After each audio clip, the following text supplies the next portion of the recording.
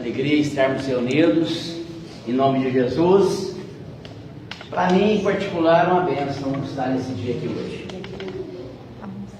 Essa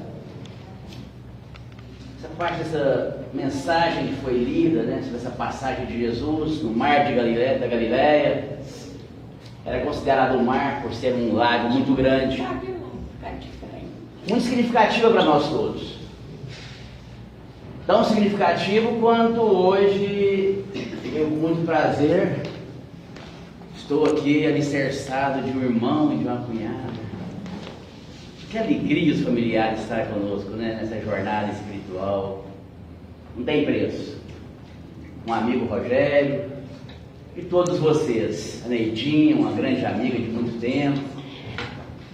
Então é muito satisfatório essa reunião. O tema de hoje, muito profundo, para o nosso ensino e a nossa reflexão. A esperança não pode morrer. Eu não sei quanto a nós espíritas, mas olhando um contexto da Terra em relação à esperança, a gente percebe que nós estamos atravessando essa tempestade que foi lida na mensagem. Existe hoje uma epidemia, ou até mesmo poderia dizer uma pandemia, que está afetando a milhões, ou até mesmo bilhões de encarnados no orbe, chamado pessimismo, desânimo, desesperança. Tem afetado muito a todos nós.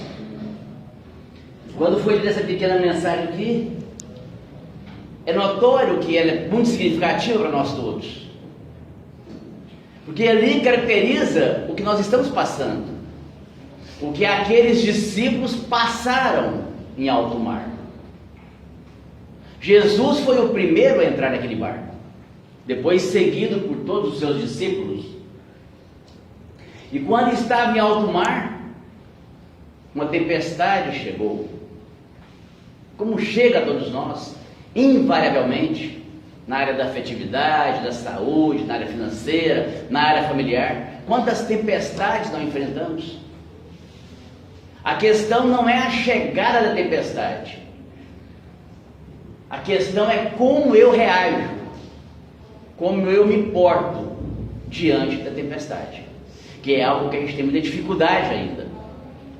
Mas no ensino, através dessa passagem, narrada nos textos evangélicos, vamos perceber que, enquanto estava ocorrendo a tempestade, simbolicamente, Jesus estava num canto da embarcação, descansando.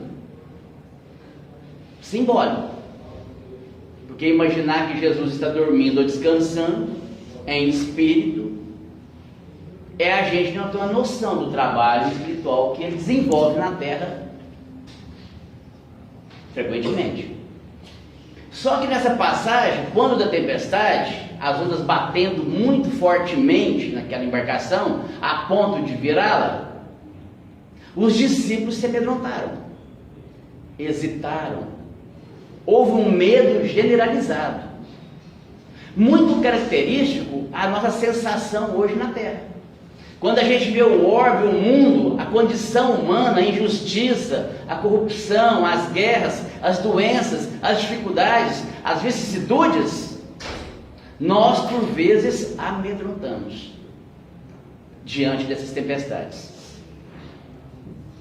E os discípulos nos dão um grande exemplo do que fazer diante dessas tempestades.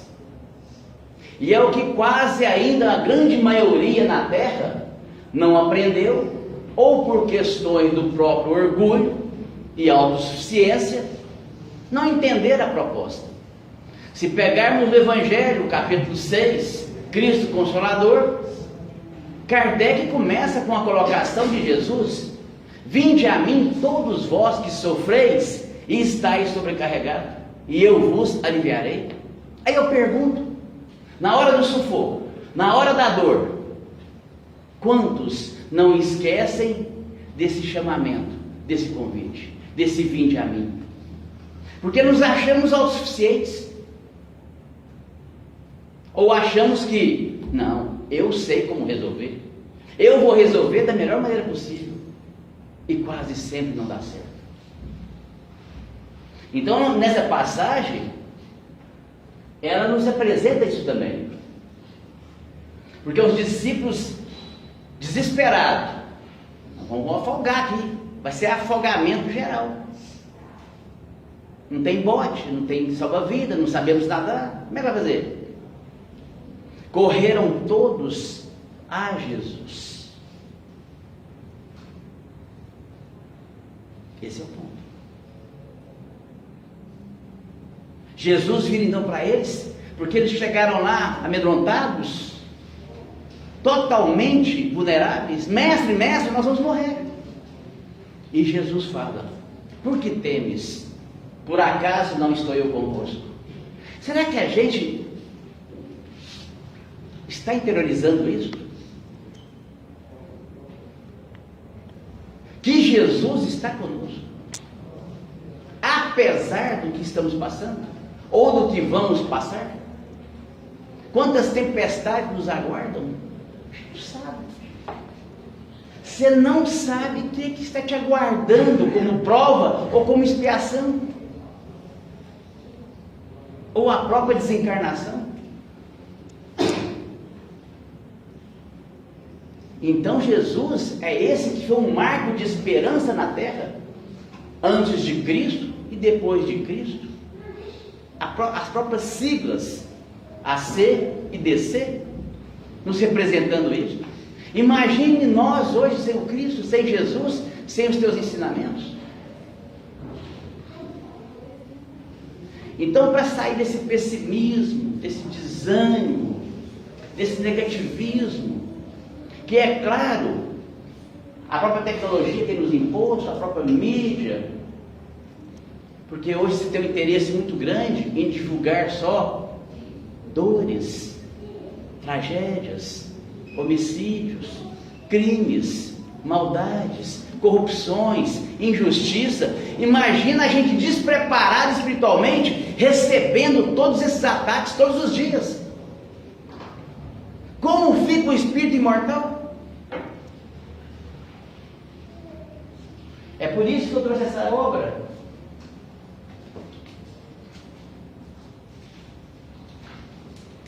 Tem uma obra que eu sempre via Arthur Valadares, Haroldo, Rossandro, Elahá comentar o livro da Esperança de Emmanuel. E é aqui na quinta lição que ele nos traz a lição intitulada No Reino em Construção, que já é uma esperança para nós. No Reino em Construção. É o nosso. Está em construção. E aqui ele vai traçar um paralelo muito interessante que vai nos servir a todos. Porque o Espiritismo nada mais é do que uma grande lente. E essa grande lente vai nos possibilitar olhar de uma maneira mais alargada,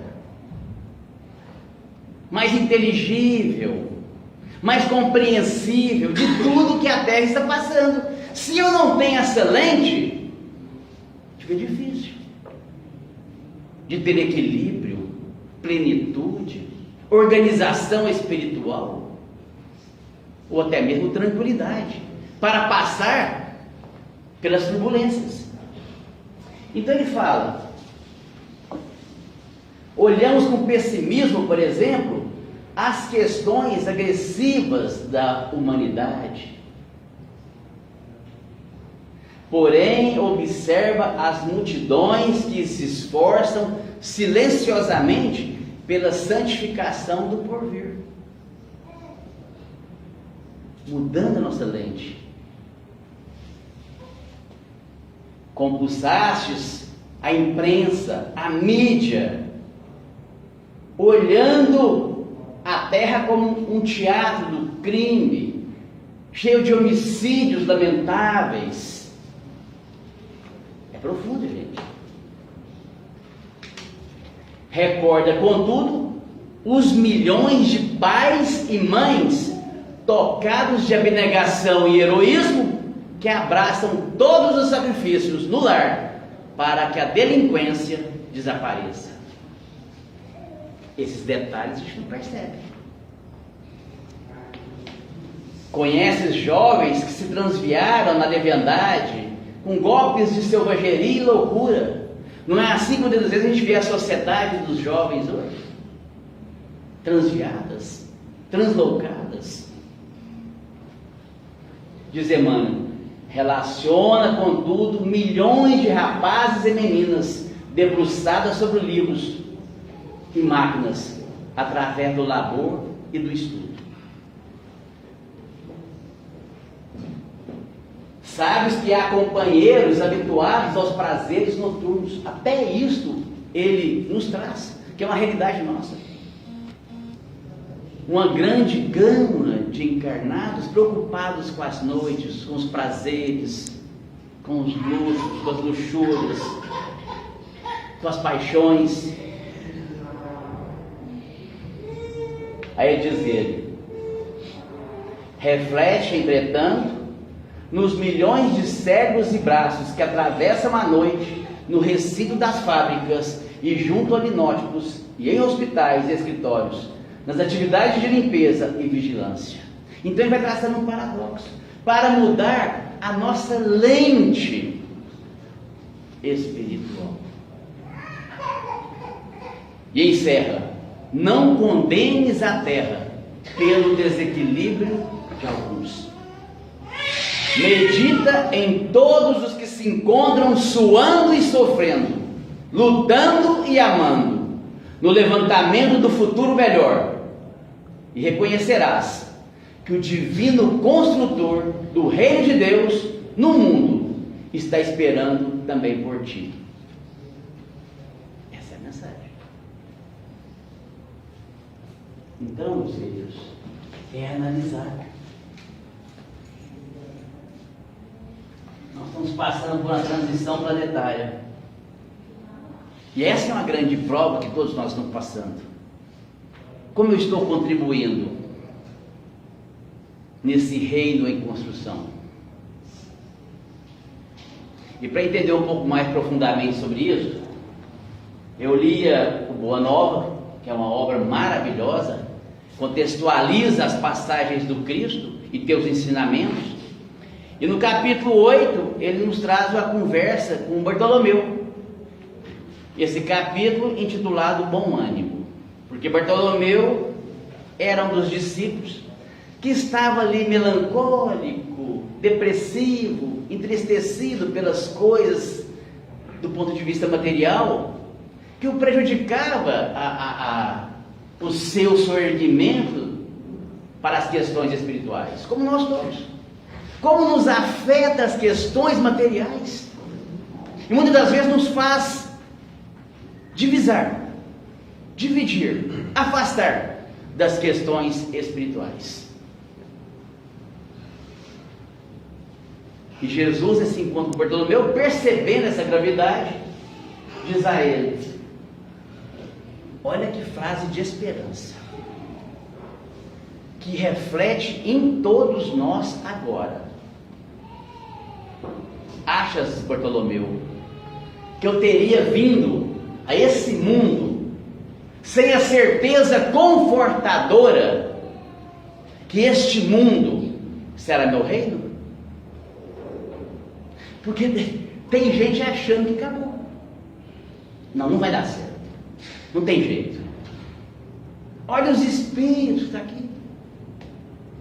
Olha quanta injustiça, quanta maldade, quanta perversidade. Não pode ser. E Jesus falou, achas que eu teria vindo a esse orbe sem a confortadora certeza que aqui se tornará meu reino?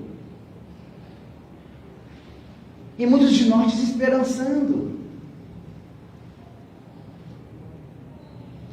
Só que Bartolomeu ainda ficou, como muitos de nós ficam, apesar dessa explanação do Cristo. E Jesus fala para eles, só que Ao discípulo do Evangelho é necessário a alegria, a coragem e a esperança. Alegria. Analisa. Se você está vivendo essa alegria no seu lar, no seu trabalho, na rua, ou você está cabisbaixo, triste, enfadonho. E Bartolomeu, mais uma vez, ainda não estava convencido. Incrível Bartolomeu, né? E era seu discípulo. Mas como é que pode? Aqui é o Humberto Campos trazendo para nós. Mestre, mas e quando os negócios do mundo nos são adversos? Quando tudo parece em luta contra nós? Não é assim que a gente vê, não? Parece que está tudo contra. Não está assim, gente? Que os negócios do mundo estão tudo contra. Aí Jesus, na maiêutica, ele gostava de utilizar a maiêutica, que é o processo de perguntar e fazer raciocinar. Ele, entendendo a profundidade do desejo central de Bartolomeu, diz: qual é o melhor negócio do mundo, Bartolomeu? Já que os negócios do mundo lhes são adversos, que tudo corre contra você. Qual é o melhor negócio do mundo? Será a aventura que se efetua a peso de ouro, muitas vezes amordaçando o coração e a consciência, para aumentar as preocupações da vida material? Ou a iluminação definitiva da alma para Deus? Basta um.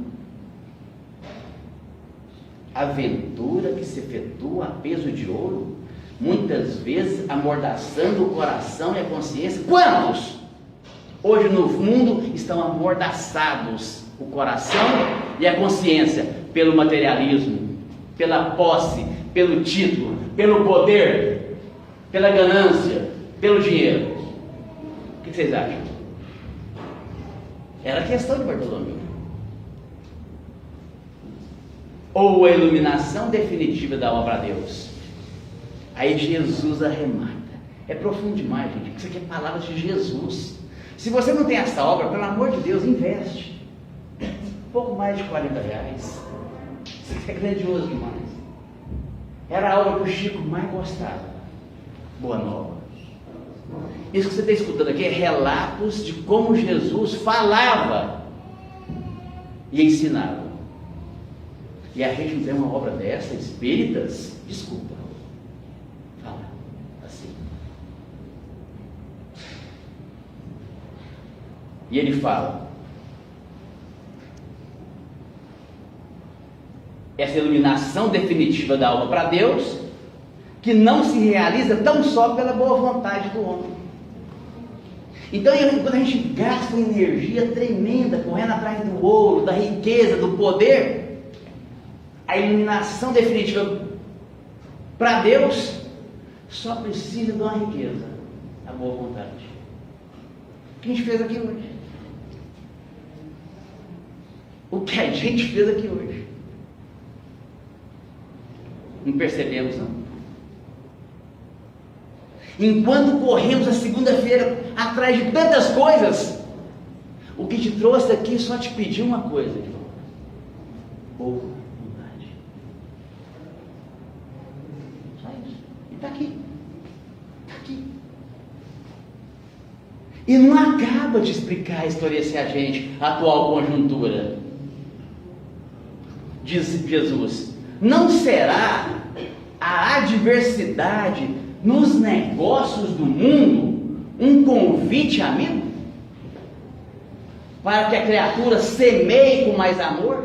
Um apelo indireto que a arranque das ilusões da terra para as verdades do reino de Deus?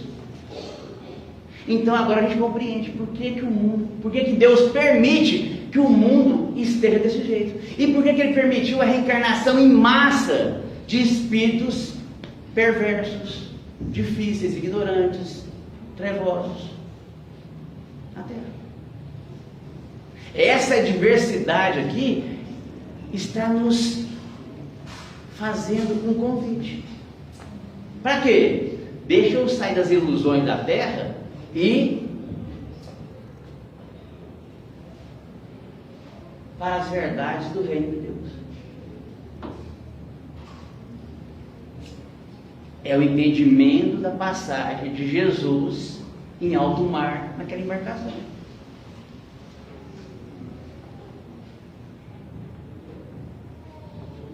Não é isso. E é assim que está hoje. Pode olhar nas empresas, na política, nos todos os segmentos de progresso da humanidade, sempre desse jeito. Olha quanta doença na terra hoje. Passamos por uma pandemia. Na pandemia teve muita gente, peraí, deixa eu agarrar aqui, ó, nas verdades do reino de Deus. É aqui. Já soltou. Muitos. É só não ficar apertado. Você vê esse problema. Apertou,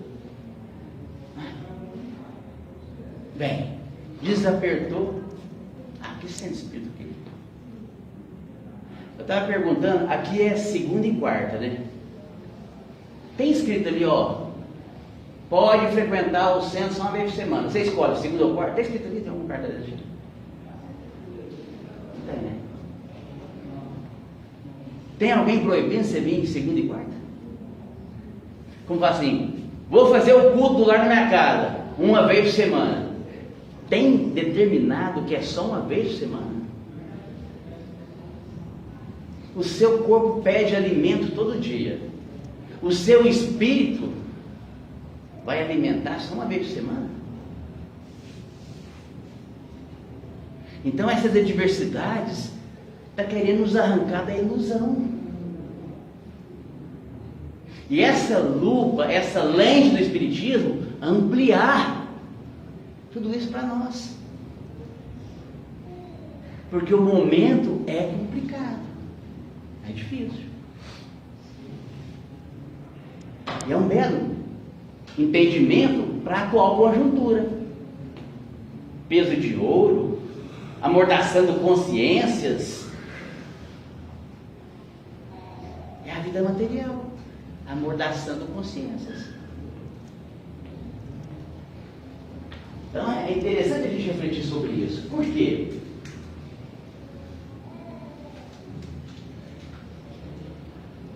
Porque eu não sei vocês, mas eu fui criado, assim, não criado não, eu aprendi desde criança sobre esperança uma frase muito não apropriada para nós que já temos um entendimento espírita um pouquinho mais alargado. Quer ver? Se eu falar que vocês vão lembrar. A esperança. Fala para mim. Vocês concordam com essa frase, gente? Eu não concordo mais não. Eu concordava e até falava ela porque a gente tinha essa mania, né? Mas não é. A esperança é a última que morre. Então ela vai morrer. Mesmo que seja a última. Eu costumo dizer que é a penúltima. Hã? Eu costumo dizer que é a penúltima. Na verdade. Porque o último é a gente. Tem um sentido. Mas a questão, o que eu digo, a esperança não pode morrer nunca. Porque a esperança é um sentimento que nos faz olhar para o futuro. É a luz do cristão. Aristóteles falava que a esperança é o sonho do homem acordado. Ou não pode morrer. Perde o sentido da vida. Perde todo o sentido. Por isso que nós temos inato dentro de nós o germe da esperança. E tem que estar sempre aumentando. Sempre, sempre. E eu vou provar isso. Nós temos um time na cidade aqui, né? O Uberlândia Esporte Clube. Não temos? Não sei se tem algum torcedor aqui. Deve ter. O que leva uma pessoa a torcer para o Uberlândia Esporte Clube a vida inteira, gente? Esperança. Vai ser campeão brasileiro. Não faz sentido você torcer para um time sem esperança que ele vai ser campeão. Alguém torce no time. Ninguém vai na lotérica e jogar um joguinho lá sem esperança. Então é inato. A questão é que não pode morrer a esperança, senão perde o sentido. Perde o sentido. E o que acontece conosco? É assim, quando a gente é jovem, cheio de esperança, né? Não é assim? Vai envelhecendo, vai perdendo a esperança. Sem perceber, vai morrendo a esperança com a longevidade.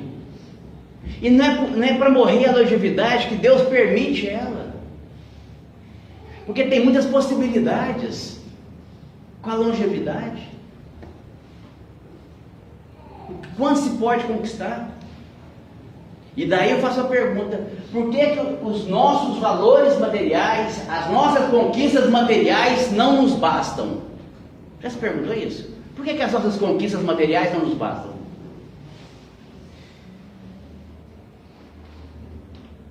Não basta. André Luiz, nos Missionários da Luz, nos fala: nós reencarnamos com cotas de valores morais, espirituais a serem cumpridas.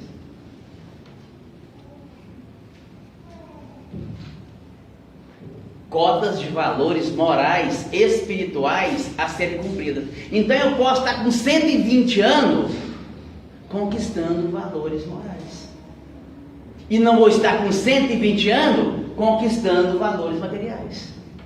É por isso. É a lógica. Capítulo 16. Não tem como servir a Deus e a Mamon. O que o Espírito leva e traz de uma reencarnação a outra?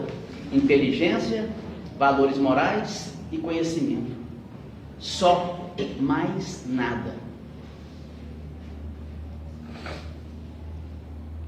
Mas precisamos ter cuidado, porque no Livro dos Espíritos tem uma questão, se não me engano, a 962, que nos fala que é preciso controlar os nossos desejos e ver sem inveja aquilo que não podemos conquistar ou ter.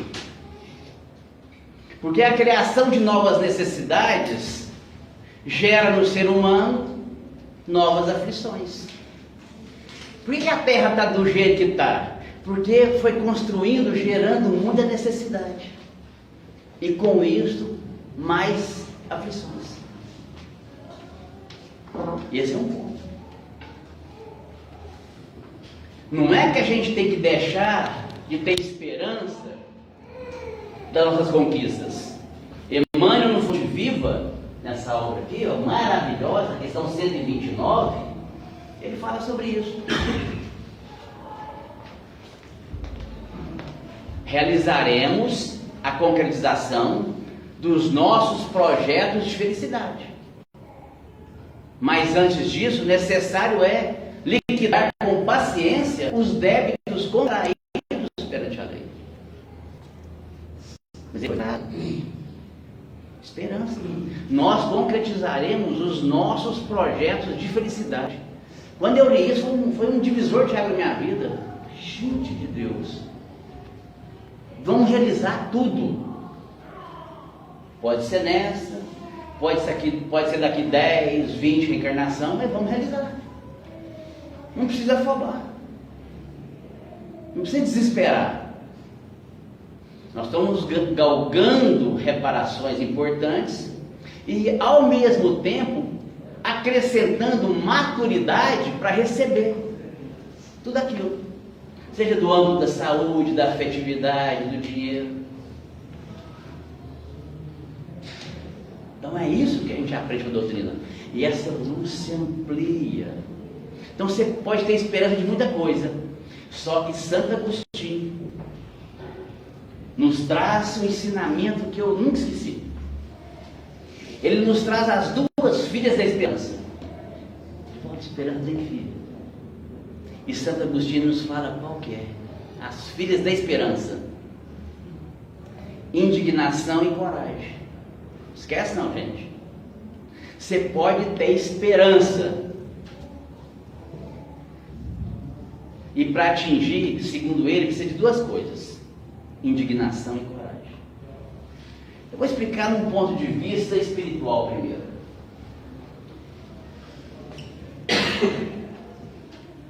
Vamos imaginar que nosso ambiente familiar está desorganizado, desequilibrado, desarmonizado, é muito briga, bate-boca, é muita falta de educação, não está um ambiente gostoso. Muitas das vezes tão complicado que me desanima voltar para o meu lar, ou ali estar mais tempo. Não estou satisfeito com as vibrações espirituais do meu lar. Acontece muito, tenhamos certeza. Até porque, imagina os espíritos que se reuniram ali, comprometidos de várias e várias reencarnações. Então, eu tenho esperança do meu lar se equilibrar. Primeira coisa, vou indignar. Como? Eu não faço nenhum culto do evangelho na minha casa. Fico na minha casa somente através das questões materiais. Só tem a questão do materialismo ali. Indignei. Coragem agora. Vou começar o culto do evangelho. Você vai ver. Não dou 3 ou 2 cultos. Mudou. Mudou tudo. Mudou o teor, mudou o padrão. Eu trouxe essa obra de propósito. Porque tem muita gente que acha que o culto do evangelho foi criação do espiritismo. Este livro apresenta lições ensinadas por Jesus em reuniões na casa de Simão Pedro, no que foi o primeiro culto cristão no lar. São 50 lições, cada uma mais maravilhosa que a outra. Ensinos de Jesus, culto cristão no lar, na casa de Simão Pedro. Quem exemplificou? Quem ensinou? Jesus.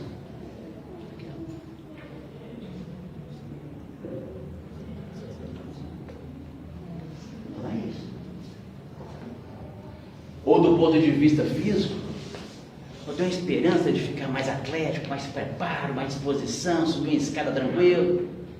Indigna, vai para academia, maneira carboidrato, mas fazer atividade física, ué, Agostinho é muito preciso. As filhas da esperança, indignação e coragem, para tudo na vida, para tudo. Ou seja, você pode tudo na vida, independente da idade. Esse é o ponto. Porque a esperança não é do verbo esperar, é do verbo esperançar. Albert Schweitzer, um alemão, prêmio Nobel da Paz de 52, ele fala assim: a tragédia não é quando o homem morre. A tragédia é aquilo que morre dentro de um homem enquanto ele está vivo. E o que não pode morrer? A esperança. E o Chico, ele carregava isso. Porque ele falava assim: sou o que sou, mas eu tenho muita esperança de ser um dia o que Jesus espera que eu seja. Ele falava isso. Ele tinha uma esperança de ser o que Jesus esperava que ele fosse. Mas tem uma colocação de Chico que eu acho muito profunda e apropriada para compartilhar com vocês. Porque nos afeta a todos de um modo geral, em relação às nossas esperanças. Porque carregamos muitas frustrações, por achar que não estamos conseguindo alcançar aquilo que desejamos. Mas muitas das vezes está acontecendo para a gente valorizar aquilo que precisamos para objetivar a reencarnação, o que é diferente. E o Chico falava: Deus, se eu perder a esperança, me ajude a lembrar que os seus planos são melhores que os meus. Porque Deus tem uma habilidade para fazer com que os planos dele se concretizem, independente da sua vontade. Se dependesse da nossa vontade, muitos de nós não estaríamos aqui não. É porque ele foi articulando de uma maneira sábia, para te conduzindo. Você conheceu alguém, veio uma doença, veio fatores psíquicos, emocionais, uma série de coisas. Magnetismo de atração, aquelas complementações de missões que abortamos ou deixamos ignoradas em outras existências. Então tem várias questões. Eu vou contar um caso para ilustrar. Tinha uma pessoa muito forte, saudável, bonita, corpo atlético. Ele se intitulava Tarzan, pelo porte físico dele. E ele foi numa casa espírita lá em Tilcara. Estava lá um belo dia. Era um centro que tinha comunicação mediúnica através da psicografia. E aí o médico recebeu uma comunicação. Escreveu lá e falou: você vai ler para ele agora que ele está aqui. Não, mas esse nome aqui não posso falar. O que é isso? É sem graça, é para falar, é para falar. Ele levantou: olha, eu tenho uma comunicação aqui, é com um tal de Tarzan. Ele estava lá no fundo assim e se assustou. Ó, recebi uma comunicação para você aqui, está falando o seguinte: é para você agarrar no cipó da fé, porque sua vida vai dar uma cambalhota. Não passou muito tempo, esse Tarzan, apelidado, ficou tetraplégico e cego. Jerônimo Mendonça, o gigante deitado. Se eu perder esperança, Deus, me ajude a lembrar que os seus planos são melhores que os meus.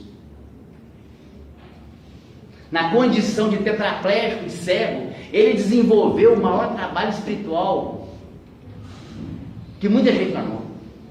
E se ele tivesse como Tarzan, então, será que ele faria? Percebe? Então é isso. E eu tenho uma história para contar para vocês também, histórias do Chico, que eu acho maravilhosas, porque a gente esquece de olhar as nossas experiências vividas com Jesus, com Deus, com a espiritualidade. Lembro que certa feita, quando o Chico Xavier perdeu, entre aspas, o seu irmão, que morreu, José, que assistia, que ajudava o Chico nos trabalhos espirituais daquela casa, ele faleceu. Jesus, o Chico, então, ele ficou responsável pelos familiares, que eram muitos,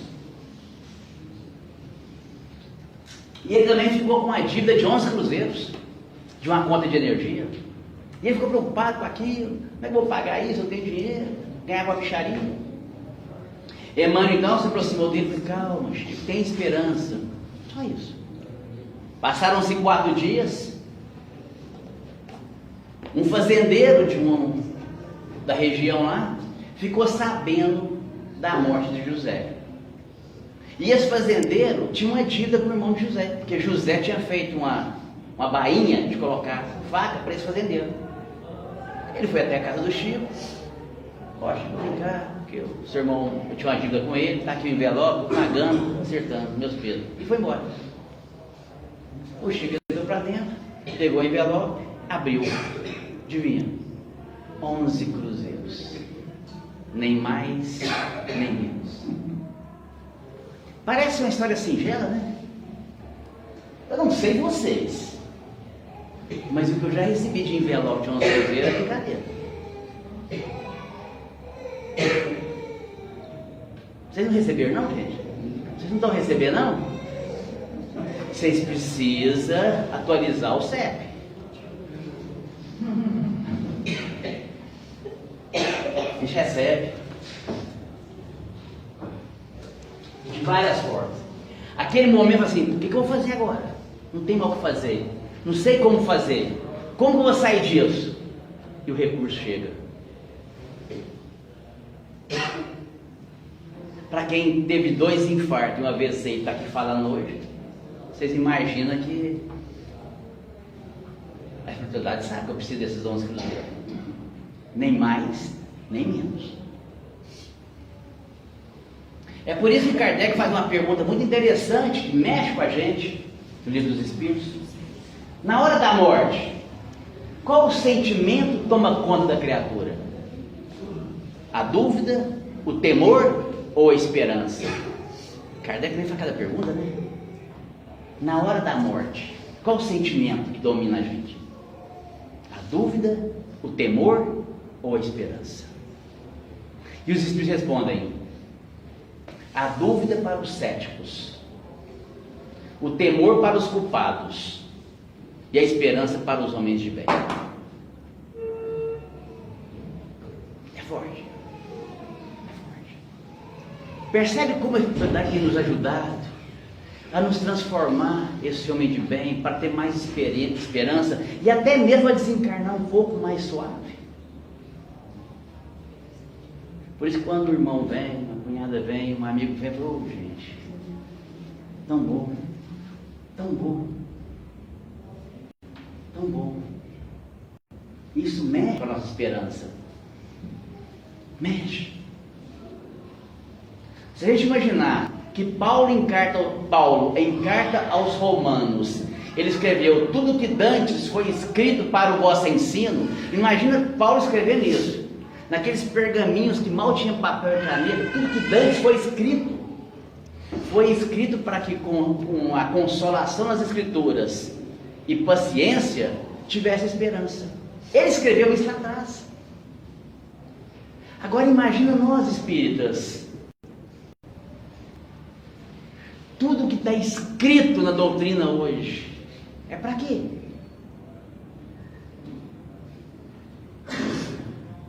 Para a mesma finalidade, para nos dar esperança. Se ele é uma fonte viva, meu Deus, se ele é um Jesus do lar, boa nova, meu Deus. Mas o meu Deus também é para casuística de leitura no Brasil, que é menos de um livro lido por pessoa ano.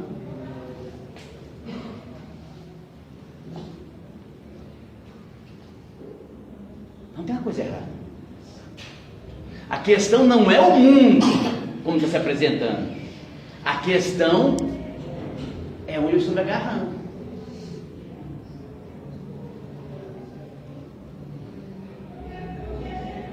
E o momento agora, antes de ontem eu assisti Kardec de novo, o filme, está na Netflix. Fiquei pensando aqui, eu falei: gente, Deus, 1857, que precisão para mandar o Consolador prometido. Já imaginou a gente sem Consolador prometido? Eu já tinha ficado louco ou suicidado.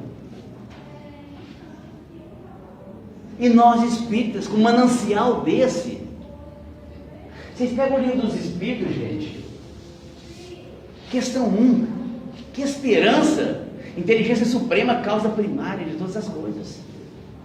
A última questão do Livro dos Espíritos: o reino do bem reinará na terra um dia.